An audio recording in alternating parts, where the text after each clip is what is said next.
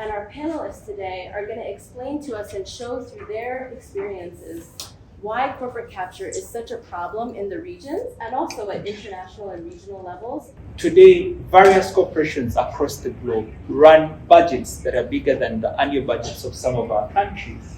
And that places states in a weaker position when it comes to the protection of the human rights of their citizens. What the corporations are interested in, from where we come from in our part of the world, are the resources that are being hosted by the various indigenous communities. They're interested in the minerals, they're interested in the gold, and that's all they want. And that is really buttressed with the economic order that we are currently running. Capitalism in many ways places profit above everything else. And that quest to make profit sacrifices everything, including human rights. So as colleagues in the room, we need to stand up and resist that weight of corporate actors, because with the resources they have, they are able to compromise all systems, right from the national level to the UN. You have been in the room and had opening statements, and their greatest challenge is with regards to the diction that spells out clearly the responsibilities and obligations of corporations when it comes to respecting human rights. That's what they want to be watered down. So we need to resist the use of their resources to be able to compromise the processes.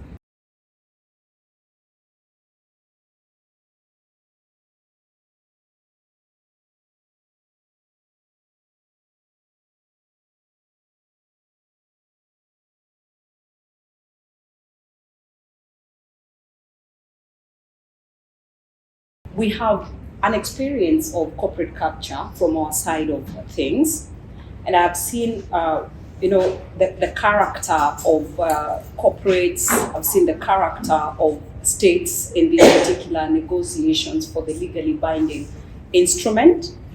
I'm not surprised because we have seen these tendencies back at home.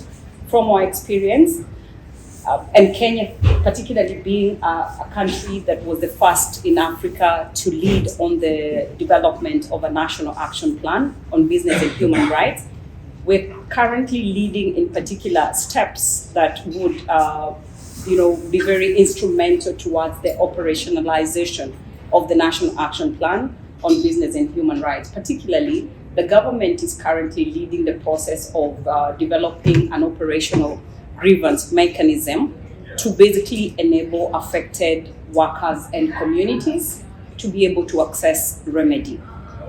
In this process, a lot of consultations are happening. And of course, business is key in the consultations. I've sat in some of these consultations and I have been taken aback by what is happening in the space. Particularly, businesses have made every attempt to water down the language that would be carried in a model operational grievance mechanism.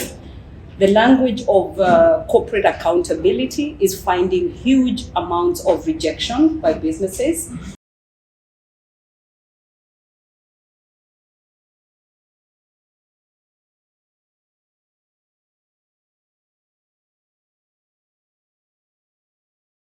The situation in Palestine right now, it's very difficult to extract yourself from what you're seeing on a micro level and step back.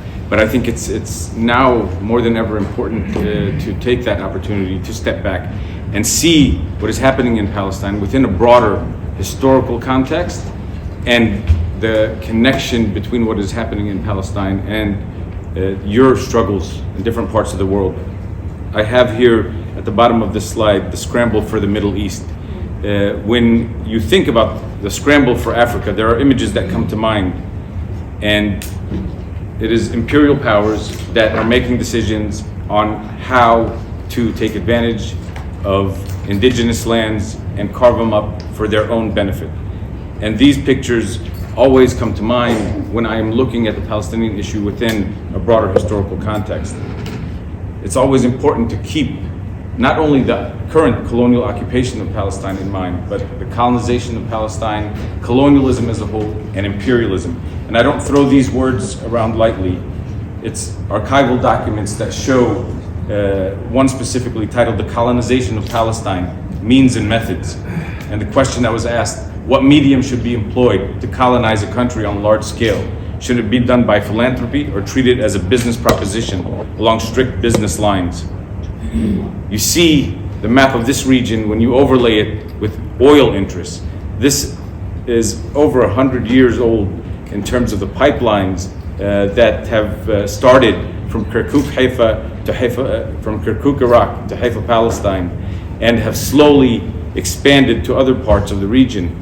But when you look at this map, I think it helps to understand the fire that is lit throughout the region.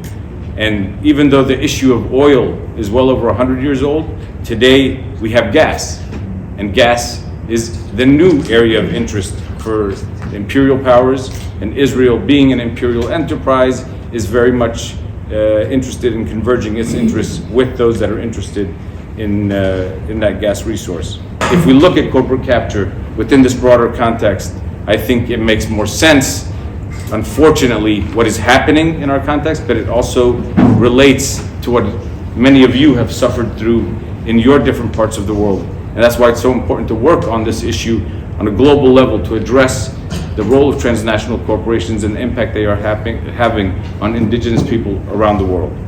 I would like to add the question of the military power. I think we cannot look today at what's happening in the permanent wars around the world, but especially what's happening in Gaza and the Palestinian people without fully appreciating the power of corporations to set a military agenda, a genocidal agenda, and to have complicit states who carry it. We could look at, for example, the European arms corporations and the links with Israel, as well as the whole system.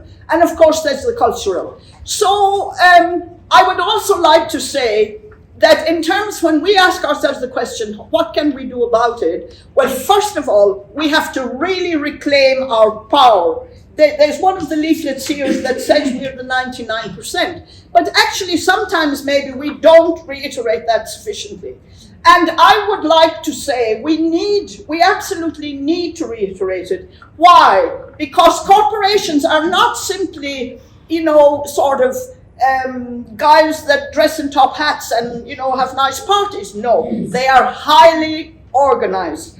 I would like to stress on a lot of the initiatives that the indigenous peoples are doing, especially in the context of Asia, where a lot of communities are developing their own protocols in order to protect themselves from the business operations, and in line with the UN DRIP and also ILO 169.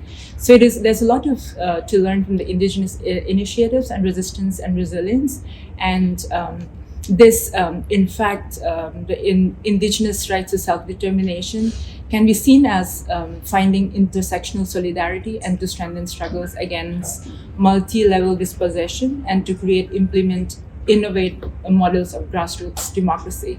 So just to end with, I think it is now important that we are talking about this in the context of the legally binding treaty to address the asymmetrical political power and economy and the flow of knowledge resources between these people.